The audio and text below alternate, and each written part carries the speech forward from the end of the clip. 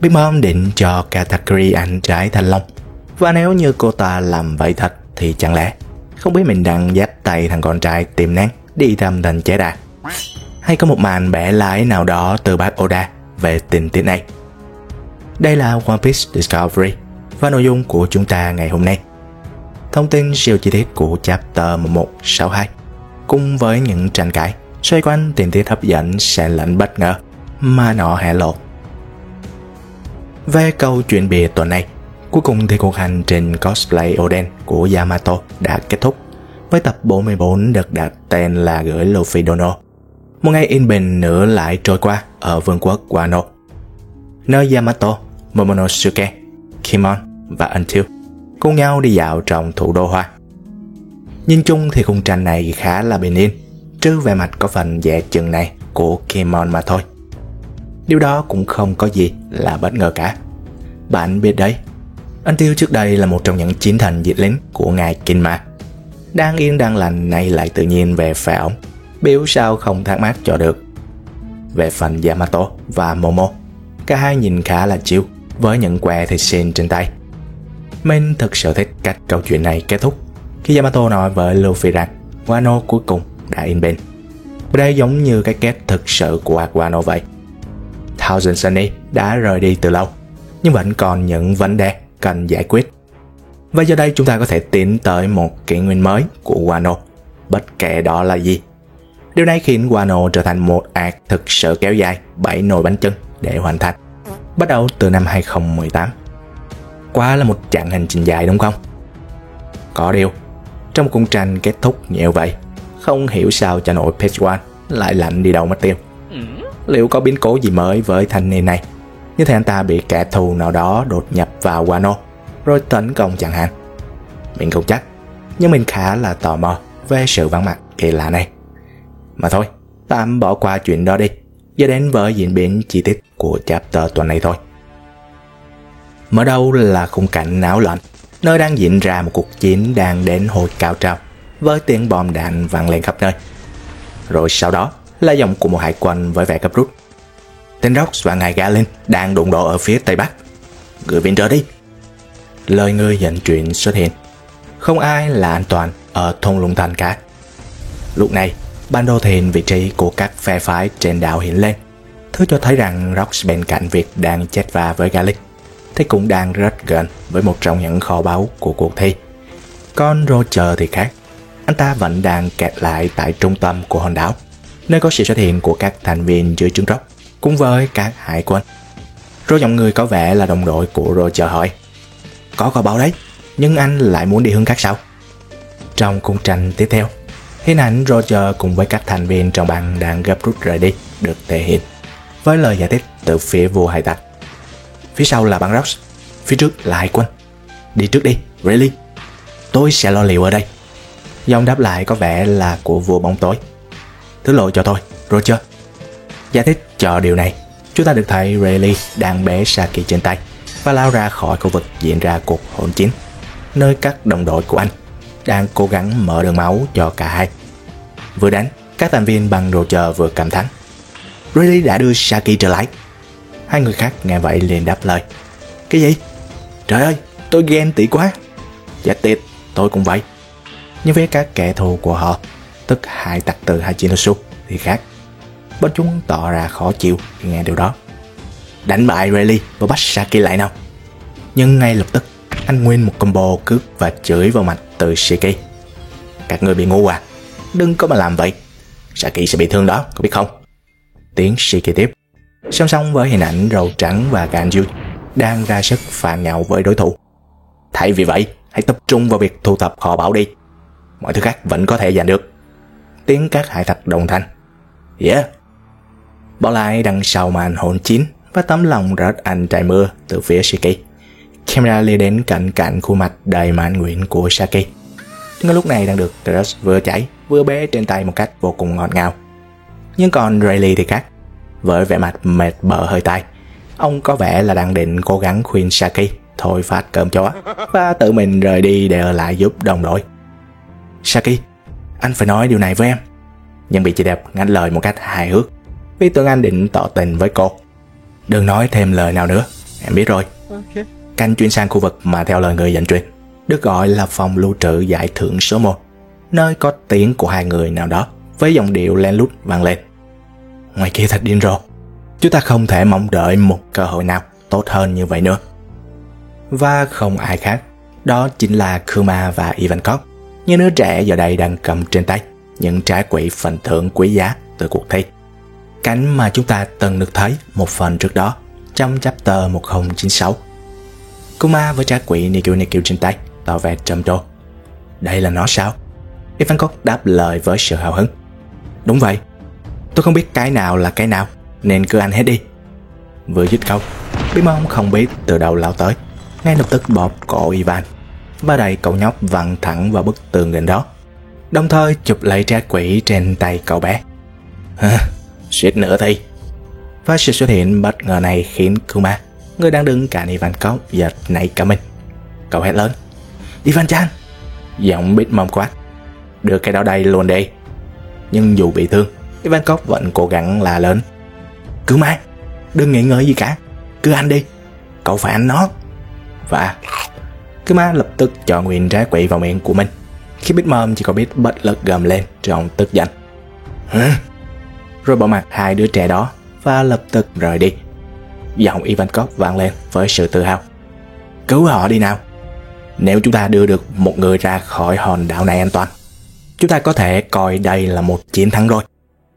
Bao lại đằng sau màn vồ hụt trái ác quỷ và sự vui mừng khôn xiết của bộ đôi thành viên quân cách mạng tương lai, camera lên đến khu vực đụng độ giữa hai quân, hai tặc và một nhóm nhỏ các thành viên băng Rops gồm Babel, Stussy lẫn Kyo, người đang bị đá bay bởi một nhân vật có ngoại hình rất giống với Phượng Hoàng Mako sau này. Rồi tiếng một hải quân đang gấp rút xin chỉ thị qua Den Mushi vang lên. Hòn đảo đã biến thành nơi diễn ra chiến tranh của các hải tặc rồi. Chúng ta nên rút lui hay cố bắt họ về hả? Mệnh lệnh của ngài là gì? Cảnh chuyển đến một khu vực khác, nơi mà theo lời dẫn truyền là thuộc vị trí của nhóm hải quân trên bản đồ, với hình gáp đang vừa di chuyển vừa chất vấn cấp trên trong vẻ bực tức. Này, Sengoku, anh có biết chuyện quái quỷ này không?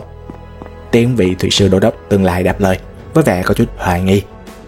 Tôi nhớ có ai đó từng ám chỉ đến chuyện này trong một bản báo cáo mơ hồ và dài dòng, nhưng anh ta đã biến mất khỏi cuộc sống hải quân một thời gian sau đó. Nghe vậy, Gáp càng thêm tức giận. Anh cau mày quát lớn, chuyện này không giống như một giấc mơ, họ thực sự đã làm chuyện này. Cảnh chuyển đến khu vực của Rox theo lời người dẫn truyền, với giọng thắc mắc của Sebek vang lên, tại sao mấy tên này không chết vậy? Rồi Eris, vợ anh ta, người lúc này đã được Sebek kịp thời cứu thoát cùng con trai, la lớn, Sebek, thả em xuống đi, giải thích cho tên cậu có phần kỳ lạ này. Trong khung tranh tiếp theo, hình ảnh Sebek cộng vợ và con trai trên tay chạy khỏi đám truy đuổi gồm các kỵ sĩ thật và quái vật bị Domi Rivasi kiểm soát được thể hiện. Giọng Sebek cảm thán, chúng ta không còn lựa chọn nào khác ngoài việc chạy thôi. Nhưng Eris lại muốn nói gì đó. Đợi đã, Sebek. Mắc kệ cho lời nói từ vợ, Rox vẫn không dừng lại và vừa tiếp tục chạy vừa tỏ ra thắc mắc. Hầu hết đã bị cuốn vào và biến đổi. Chuyện quái gì đang xảy ra vậy chứ? Đó là một năng lực sao? Camera lúc này liêu về cạnh khuôn mặt đám quái vật đang đuổi theo Rox, và thật ngạc nhiên, họ là các thành viên nhà David đã bị đưa lên khán đài trước đó, những người mà giờ đây đã chuyển hẳn sang hình dạng đáng sợ, giống như bộ đôi khổng lồ ở Elbaf hiện tại. Không những vậy, họ còn là các thành viên rotate trong gia đình của Rox. Điều được thể hiện qua lời thắc mắc của anh ta sau đó. Cha ơi, bà ơi, thứ đó tồn tại trên đời ư? Về phía đám kỵ sĩ thần, ta thấy gồm có sự xuất hiện của Galen, người giờ đây đang đuổi theo với một vết thương chưa thể lành hẳn, nhìn vô cùng kinh dị trên đầu. Bên cạnh là cô gái kỵ sĩ thần chưa rõ tên, với vũ khí là một cây thương rất giống của Ganfo mà chúng ta từng thấy trước đó. Galen lúc này với vẻ mặt cay cú quát lớn, tên khốn đó thật sự rất mạnh, ta đã phải mất khá nhiều thời gian để có thể tái tạo lại sau những nhát chém từ thanh kiếm của hắn. Nghe vậy, cô gái kỵ sĩ thần lập tức đáp lời, nhưng giờ thì chúng ta biết hắn ta cũng là một thành viên của David rồi. Tiêu diệt hắn sẽ làm đấng tối cao hài lòng. Galen cũng tỏ ra đồng tình. Quả thật thì việc giải đấu của chúng ta bị gián đoạn, hóa ra cũng là một điều may mắn. Quay trở lại với cuộc nói chuyện đang còn dang dở của Sebek và vợ, nơi Ares vẫn đang cố gắng nói ra ý định của mình. Thả em ra, Sebek. Anh định chống trả bọn chúng bằng một tay sao? Nhưng Sebek vẫn nhặt quyết từ chối. Em không hiểu sao, Ares. Nếu bất kỳ ai mang họ Devi bị bắt, thì thứ đang chờ họ còn khủng khiếp hơn cả địa ngục gấp bội nữa kia. Dù vậy, Ares vẫn cương quyết. Em biết rồi. Em chính thức là một thành viên của gia tộc Devi rồi. Và mọi người ở đây đã luôn đối xử rất tốt với em, dù em có là một tên cướp biển đi nữa. Em hoàn toàn hiểu số phận mà gia tộc chúng ta đang đối mặt. Nói rồi, cô ấy vừa nhảy khỏi người Sebek vừa tiếp. Bây giờ thì hãy đặt em xuống nào. Khiến Sebek có phần khó hiểu. Này. Rồi Ares tiếp lời với vẻ tự tin, trong khi Tis lại cho thấy vẻ mặt có phần lo lắng về ông bồ của mình.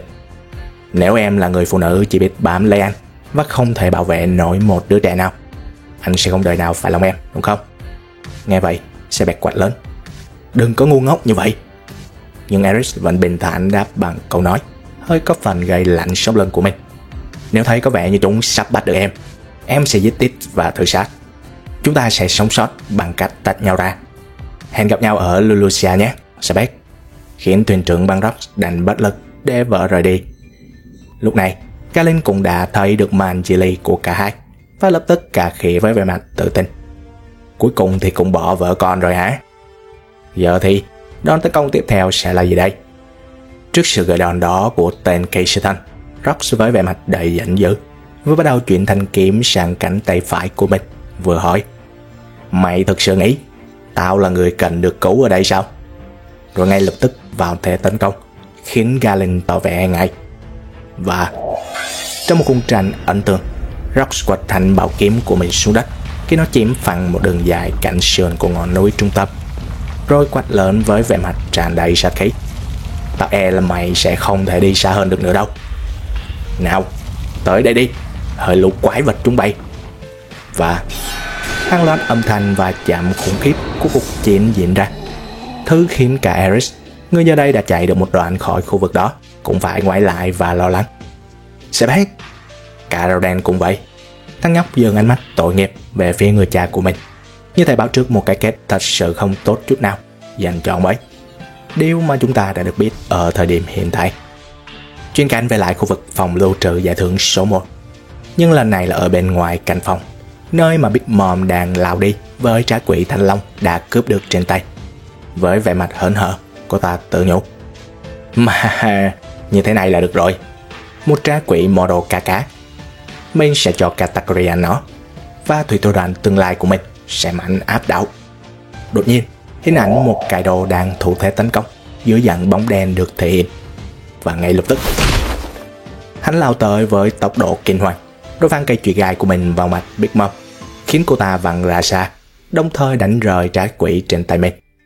Không một chút do dự, Kaido lập tức ngoạm lấy nó, trong khi Big Mom thì tiếp tục pha té cắm đầu xuống đất của mình.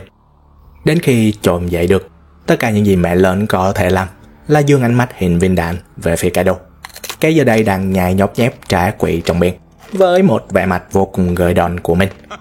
Và điều đó khiến Big Mom càng thêm nổi điên. Cô ta giáng một đòn cực mạnh về phía thằng em trai mưa và chửi: Đồ chó nhà ngươi, Kaido!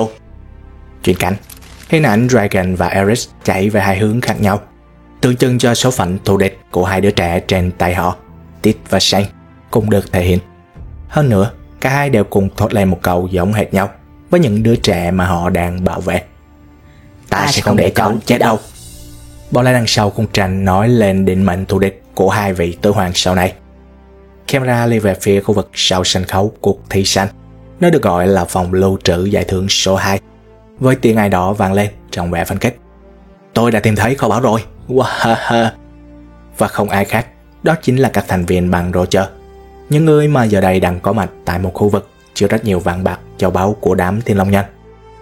Trước viễn cảnh sắp giàu to, thành viên có tên Taro lập tức reo hò: Tôi chưa bao giờ được thấy nhiều chiến lợi phẩm như vậy luôn ấy. Một người khác tiếp lời: Wow, cả trái quỷ nữa kia. Trong khi Gaban thì ra lệnh với vẻ mặt phấn khích: Chết hết lên đi, anh em ơi! Vừa dứt câu, càng vui, thành viên dưới trường Rox lao tới tấn công Gaban và quát lớn: Làm như bọn ta sẽ để bằng hai tặc Roger các ngươi. chạy thoát với tất cả chỗ này vậy. Nhưng cái ban vẫn cho thấy được sự ao trình của mình khi dễ dàng dùng cây rêu để đỡ đòn với một vẻ mặt vô cùng tự tin. Đáng tiếc là chúng ta không được thấy ông ấy bem càng vui, mà cảnh lại chuyển về khu vực của các hải quân, nơi có tiếng hô hoán từ phía những người chỉ huy vang lên: đánh đuổi bọn cướp biển ra khỏi đảo. Nhưng tiếp sau đó là vẻ mặt có phần tức giận tột độ của Cap. Điều đã bắt đầu xuất hiện kể từ khi anh ta phát hiện sự thật tàn khốc đang diễn ra tại hòn đảo mà mình đang đứng này. Cap cằn giọng: ở đây chẳng có gì hợp lý cả, kể cả công lý. Và quả thật là như vậy. Để chứng minh cho nhận định đó của Cap, trong khung tranh tiếp theo, ta được thấy hình ảnh những người nô lệ bị còng tay đang cầu cứu những hải quân xuất hiện tại hòn đảo. Hải quân của chính phủ thế giới, làm ơn, hãy thả chúng tôi đi. Trớ trêu thay, thứ mà họ nhận được lại là lời nói vô cảm từ những kẻ được xem là đại diện cho công lý trong thế giới One Piece này. God Valley không phải là một quốc gia thành viên, vì thế nên không để tên hải quân nói hết câu, tác giả tô đậm thêm sự nghịch lý đang diễn ra bằng cách để Kuma, người dù cũng đang là một nô lệ, nhưng lại nói phần mà đáng lẽ ra nên được thốt lên bởi những tên hải quân bên trên: dù chỉ làm thêm được một lần nữa, tôi vẫn sẽ cứu càng nhiều người càng tốt ở đây. Cùng lúc đó, hình ảnh một trong ngũ lão, người giờ đây đang ngồi trên một mỏm đá lớn, cũng được thể hiện, và hắn đang nói chuyện với một ai đó. Giọng kẻ bí ẩn: Saturn, Rox đã chết sao? Nhưng tên ngũ lão có chút ấp úng: dạ, thực ra thì mọi chuyện đã diễn ra ngoài dự đoán của chúng ta, thưa ngài. Thực tế là bất thình lình, hình ảnh một cột đen ngoằn ngoèo dựng đứng lên cao ngay trước mặt các hải tặc lệnh hải quân gần đó xuất hiện, và điều này làm họ cảm thấy sợ hãi. Cái gì vậy? Một con rồng sao? Giọng Saturn tiếp tục câu nói dang dở của mình: tất cả sự tàn phá dữ dội này, tôi tin rằng nếu nó tiếp tục, chúng ta có nguy cơ giải phóng một thứ khác. Giọng người bí ẩn: điều đó tuyệt đối không được phép. Cảnh chuyển về lại khu vực cứu chữa nô lệ của Kuma, nơi có rất đông dân chúng đang tụ tập quanh cậu, và hầu hết đều đang tỏ lòng biết ơn với ân nhân của mình. Cảm ơn cậu, Kuma-kun, cậu thật là... Nhưng Kuma vẫn như thường lệ, khiêm tốn đáp lời: không cần cảm ơn tôi đâu, chúng ta phải mau lên. Một trong số họ vừa khóc vừa tiếp lời Kuma: bất cứ nơi nào ngoài đây đều là thiên đường. Số khác thậm chí còn khóc to hơn: tôi đã gần như từ bỏ hy vọng sống sót khỏi chuyện này. Cảm ơn cậu. Và rồi, tiếng Kuma thi triển chiêu thức dịch chuyển của mình cứ thế mà vang lên sau đó, đi kèm là những lời cảm ơn sâu sắc từ các nô lệ ở God Valley. Cảm ơn cậu. Cảm ơn bạn. Trước tấm lòng cao cả của Kuma và viễn cảnh sắp được thoát khỏi chốn địa ngục này, Ginny, cô bé mà sau này đem lòng yêu cầu, cũng không thể cầm được nước mắt của mình và khóc nức nở. Trước khi những lời cảm ơn dần tan vào hư không, bao lai đằng sau một God Valley với tiếng sấm chớp vang trời và hàng loạt các tia sét đen xuất hiện. Điều khiến cả ba con quái vật có thể nói là mạnh nhất God Valley lúc bấy giờ, gồm Roger, Cap và Rock Elizabeth, cũng phải giật mình. Họ cùng nhìn về phía toát ra luồng sát khí với vẻ mặt thắc mắc và lo lắng thấy rõ. Ở một khung tranh nhỏ sau đó, ta được thấy bóng dáng loáng thoáng của Saturn, kẻ mà giờ đây đã hóa thành ngũ quỷ hiện lên. Song song với đó là hình ảnh một Roger vẫn còn đang chưa hết vẻ lo lắng trên khuôn mặt và đứng đờ ra đó, cho đến khi Peter Moore, một thành viên dưới trường Anh, la lớn để thông báo: sếp ơi, là Rox và những người khác.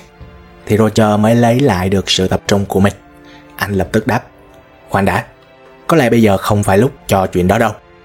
Về phía Sebek, vô cùng bị lấy đi sự chú ý của mình trong chốc lát, nhưng anh ta đã nhanh chóng quay trở lại với trận chiến đang diễn ra và đứng sừng sững dưới dạng bóng đen giữa hàng sa số các xác chết đã bị hạ quanh đó, rồi quát: sao mày dám động đến gia đình của tao?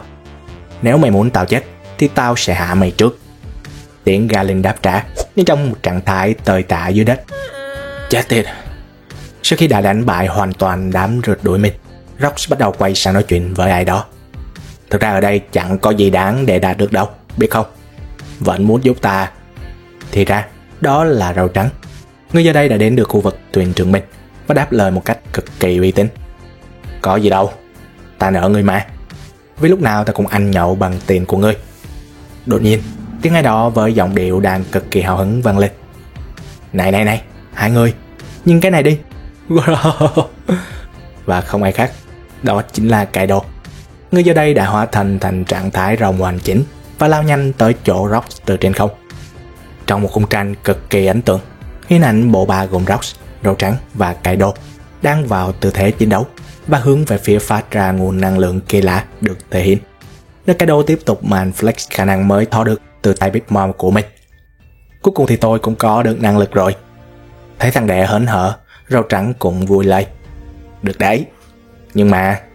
Rox ngắt lời. Hay lắm, ít nhất thì cũng có người đang tận hưởng khoảng thời gian vui vẻ nhỉ. Vô ha ha ha. Rồi Râu Trắng nói tiếp câu nói dang dở của mình. Tôi hỏi được không? Rốt cuộc thì chúng ta đang phải đối mặt với cái quái gì vậy? Khi lời bố già vừa dứt, cũng là lúc hình ảnh màn hợp thể của Satan và kẻ có vẻ là Imu hiện lên. Hình dạng kinh tởm của sinh vật trước mặt khiến hai tặc lẫn hai quân gần đó sợ đến run cả bòi. Này Satan sao? Đây là sự biến đổi gì vậy? Ôi trời, một con quái vật! Ở khung tranh cuối, nơi được chia làm 4 phần khác nhau, hình ảnh lần lượt những người mạnh nhất đạo lúc bấy giờ được thể hiện. Gap là người cất lời đầu tiên khi vẫn chưa thôi ngừng được sự khó hiểu của mình. Có lẽ đây chỉ là một giấc mơ thôi. Chuyện gì đang xảy ra với hòn đảo quái đản này vậy? Roger là người tiếp theo khi tỏ ra hào hứng và xen chút tò mò. Hôm nay đúng là hết bất ngờ này đến bất ngờ khác nhỉ?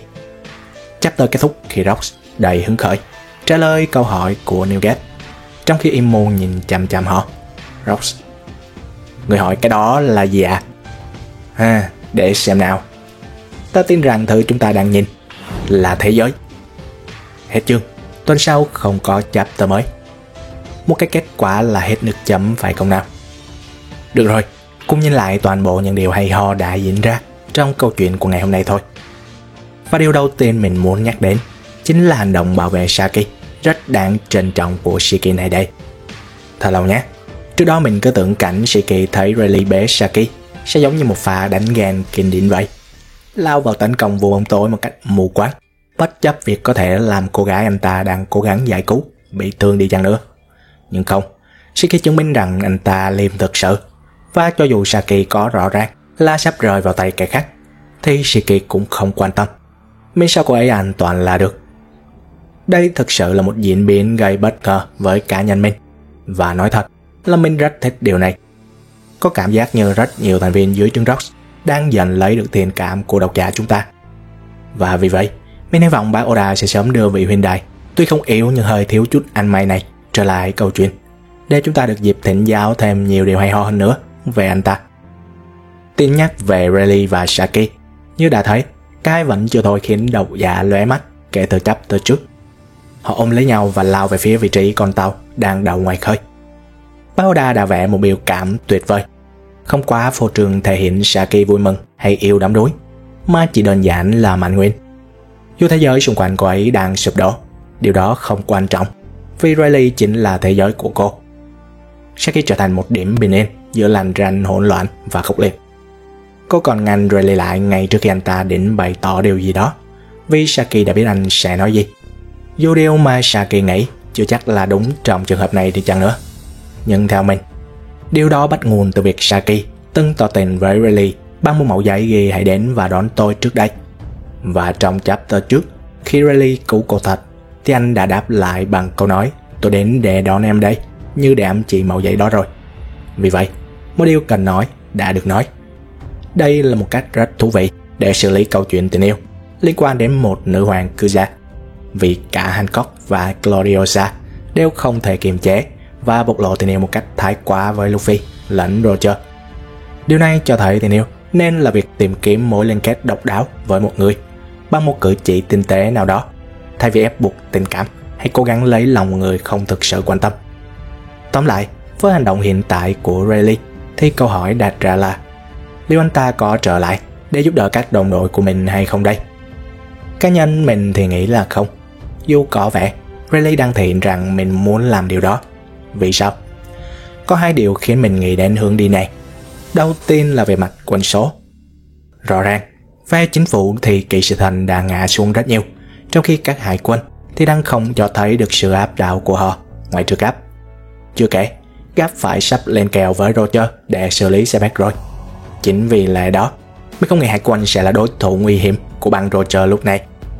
Về phần băng Ross, dù họ đang tranh giành vàng bạc với băng Roger, nhưng đó theo mình không phải là một lý do chính đáng để hai bên phải sứt đầu mẻ trán với nhau. Thậm chí nếu có thực sự phải đánh, mình cũng cảm thấy chỉ cần Gaban và những người còn lại là quá đủ rồi. Bạn cứ nhìn vào vẻ mặt cà rỡn khi đỡ đòn này của cánh tay trái vua hải tặc là sẽ hiểu. Thứ hai, chúng ta biết rằng bang Roger chắc chắn sẽ phải rút lui khỏi cái hòn đảo toàn hoác này, đúng không? Vậy ai sẽ là người set up mọi thứ trên tàu? Ai sẽ sạc bên dự phòng? À không, ai sẽ kiểm tra máy móc các kiểu để chuyến thoát thân của họ diễn ra suôn sẻ đây? Vâng, mình nghĩ vua bóng tối chính là người phù hợp nhất lúc này.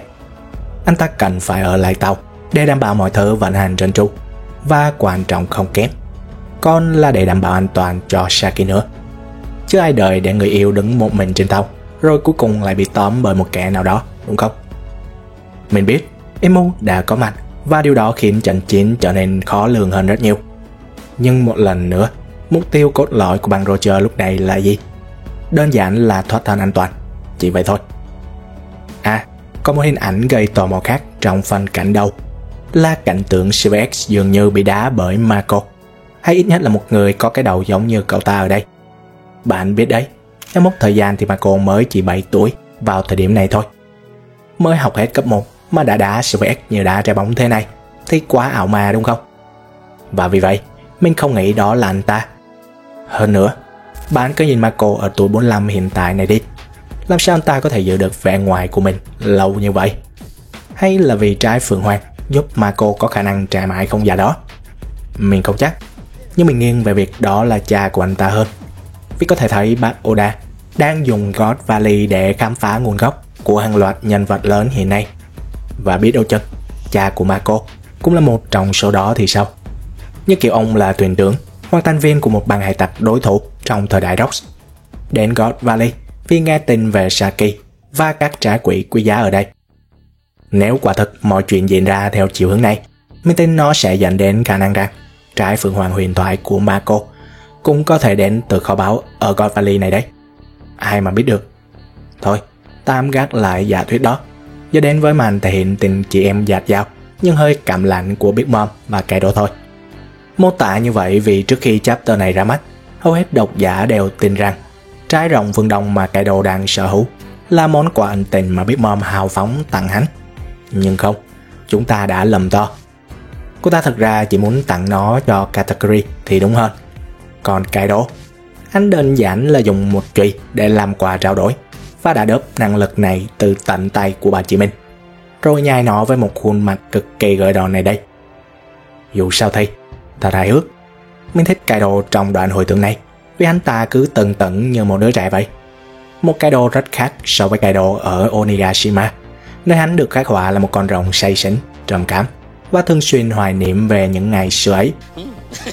Về vấn đề tranh cãi mà chúng ta đã nói ở đầu video, đúng vậy, chi tiết này là một trong những điểm khá thú vị vì nó cho thấy cách bác Oda tái cấu trúc một vài thứ khi bước vào arc God Valley, và đồng thời cũng vô tình khiến một số thông tin từ Vivicord bị chính manga phủ nhận.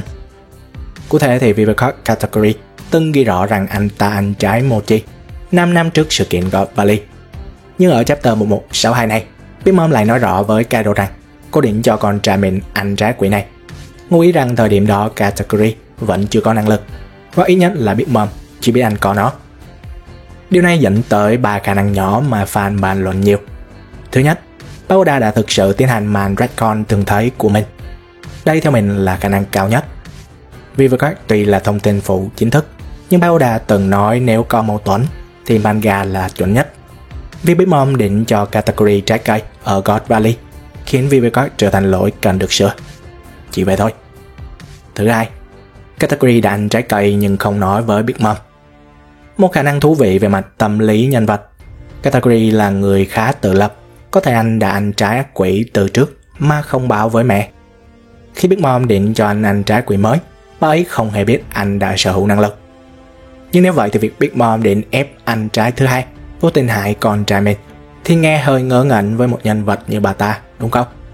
trước khi bác Oda cố tình xây dựng yếu tố mẹ không hiểu con ở đây mà thôi. Thứ ba, bác Oda muốn tạo ra một dòng thời gian mượt hơn cho Katakuri và Kaido. Nếu Katakuri có trái cây từ trước God Valley, thì việc Big Mom đưa trái thanh long cho Kaido thay vì Katakuri có vẻ bất hợp lý, vì bà ưu ái Katakuri nhất. Việc chỉnh lại chi tiết này giúp câu chuyện hợp lý hơn. Big Mom lúc đó thật sự có ý định nâng Katakuri lên tầm cỡ top, nhưng Kaido cướp mất, và phần còn lại là lịch sử. Khi nhờ đó mà Luffy mới biết rằng trên đời này vẫn còn có thứ năng lực khác, có thể cosplay mấy chiều phình to thu nhỏ ở ma Canada của cậu, và từ đó nâng cấp mình hơn. Về phần Kuma, Ginny và Ivankov ở God Valley, đây là một trong những cách thể hiện rất đáng khen của bác Oda. Thay vì lặp lại cảnh Big Mom lấy trái quỷ từ Ivankov như chapter 1096, bác Oda chọn cách vẽ mới, khiến phân đoạn trở nên có phần hấp dẫn và kịch tính hơn. Mình rất thích chi tiết này, dù có một lỗi nhỏ khi bác Oda quên vẽ mũi tên trên vai Kuma. Bù lại, chúng ta được chứng kiến khung cảnh hoàn toàn mới. Đó là gương mặt của những người dân mà cậu bé đã cứu. Sau bao đau khổ, họ tìm thấy sự cứu rỗi từ Bartholomew Kuma, người đàn ông mang trong mình sứ mệnh giữ ngai vàng, chờ đợi thành mặt trời Nika giải phóng thế giới. Cái này thật sự rất ý nghĩa. Ivankov tiết lộ rằng Kuma đã cứu hơn 500 mạng người, cho thấy God Valley không hoàn toàn bị chôn vùi trong quên lãng. Những đứa trẻ được giải thoát năm ấy đã lớn lên, lập gia đình, và rất có thể ý chí của họ đã lan tỏa, ảnh hưởng đến thế giới ngầm lẫn bề mặt nhiều hơn ta tưởng. Mọi người thường chú ý đến chi tiết Dragon cứu một đứa trẻ hơn, nhưng có lẽ 500 người mà Kuma cứu mới là ngọn lửa âm ỉ thật sự. Và vì vậy, mình tin họ và con cháu chính là những người đầu tiên sẽ đứng lên chống lại chính phủ thế giới trong tương lai. Một sự tiếp nối ý chí rất One Piece và rất có ý đồ từ bác Oda.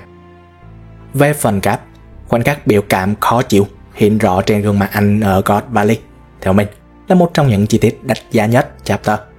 Bởi lẽ, anh hoàn toàn không biết những gì đang thực sự xảy ra tại hòn đảo này. Cap không biết rằng một cuộc diệt chủng kinh hoàng đang diễn ra sau những bức tường quyền lực của Thiên Long Nhân. Và chính điều này, như mình đã nói, là một pha giải cứu danh dự cực kỳ rõ ràng dành cho vị huyền thoại của hải quân. Cap biết rằng Thiên Long Nhân đang nghỉ dưỡng ở đảo, biết rằng sự hiện diện của họ luôn kéo theo những điều tồi tệ, nhưng anh không thực sự biết cụ thể cho đến giờ phút này, và phản ứng của anh hoàn toàn không phải là sự đồng tình. Đó là ánh mắt của một người lính chứng kiến điều mà lẽ ra không bao giờ nên xảy ra. Mình thực sự đánh giá rất cao chi tiết này, nhưng chính cái khoảnh khắc ấy cũng mở ra một câu hỏi lớn. Sau God Valley, tại sao Garp vẫn tiếp tục phục vụ trong hải quân? Đây không chỉ là thắc mắc của riêng mình, mà là điều khiến rất nhiều độc giả băn khoăn.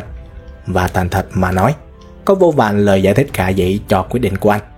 Điều mà dù mình đã bàn khá kỹ trong video này, nhưng vẫn muốn nói thêm một chút ở đây. Có thể, trong mắt Garp, hải tặc là mối đe dọa cấp bách hơn so với chính phủ thế giới. Nghe có vẻ phi lý, nhưng với góc nhìn của một người lính ở tiền tuyến, điều đó có thể hiểu được. Và đó là cách mà anh chọn để làm điều đúng đắn trong một hệ thống sai trái.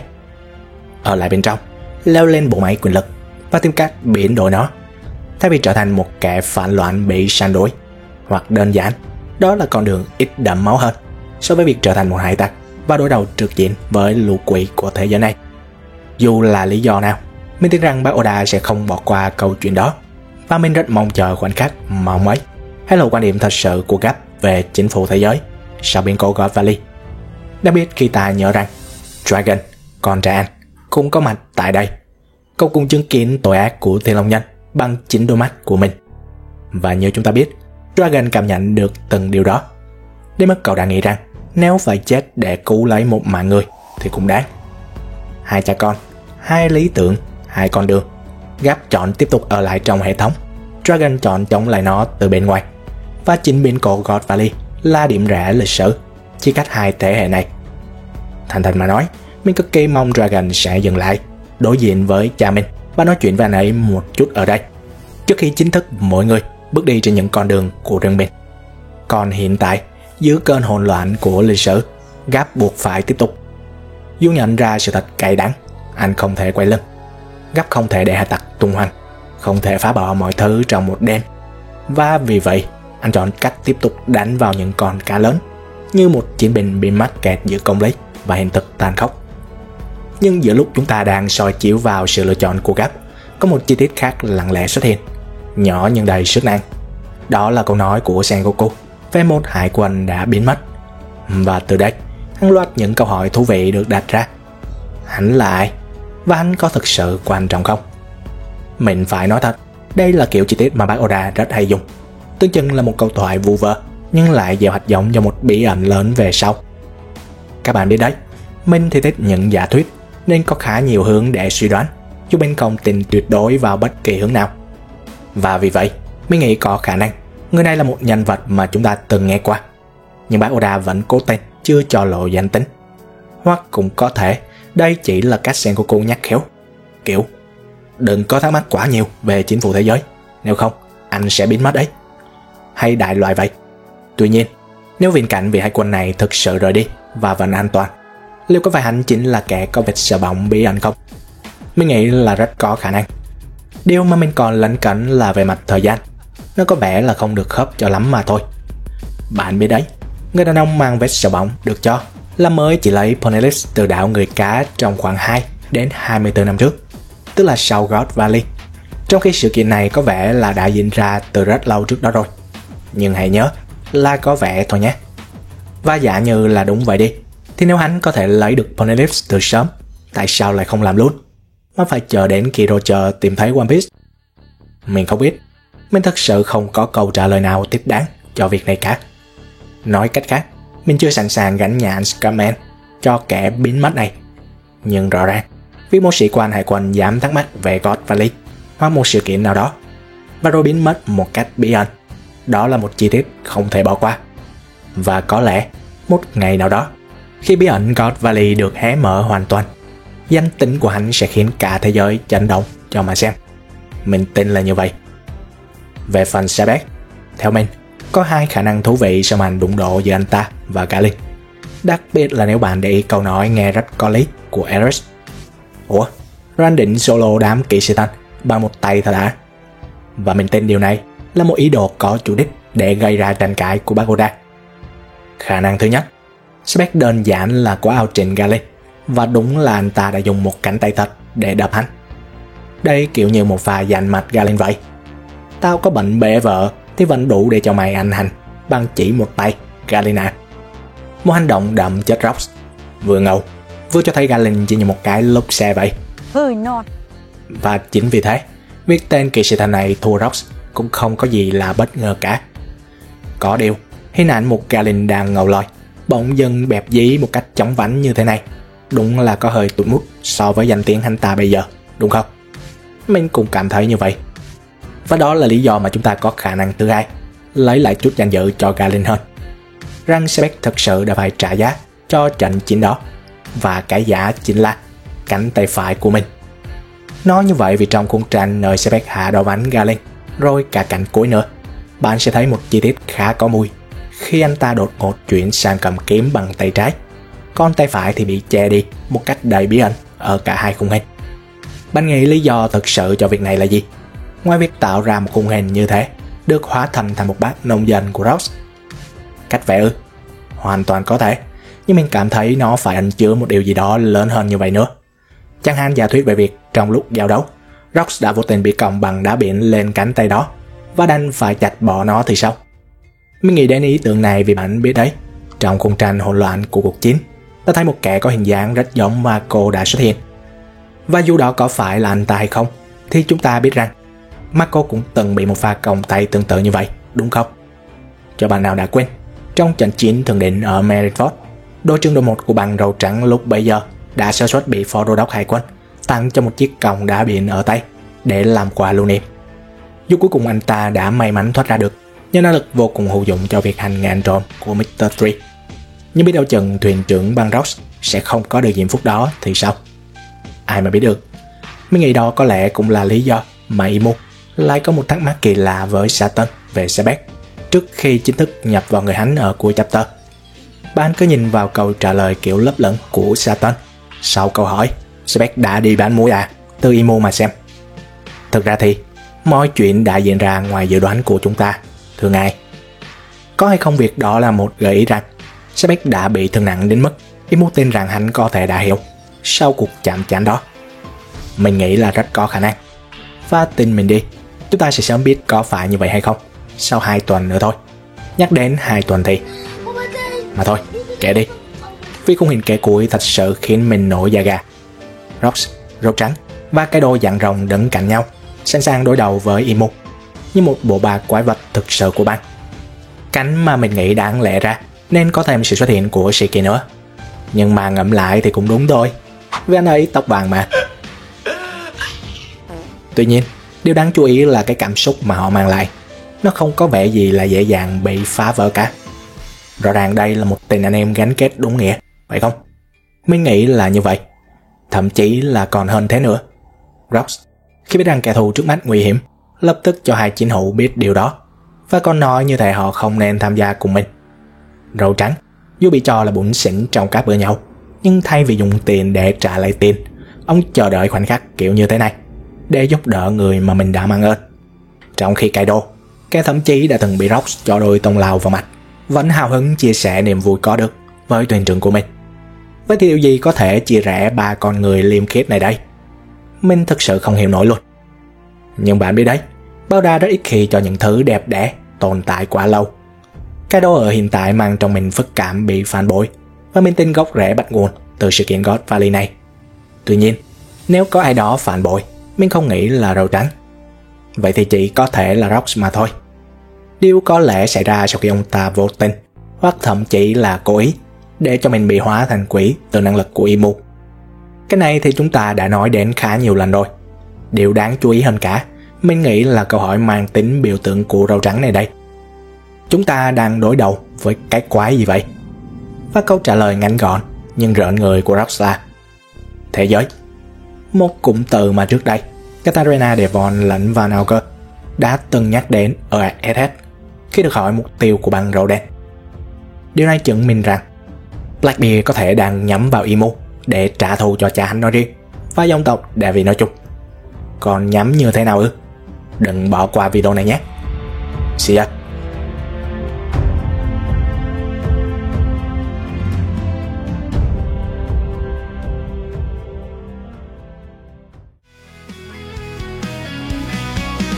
Đừng quên bấm ngay nút like và subscribe kênh để có thể theo dõi những video mới của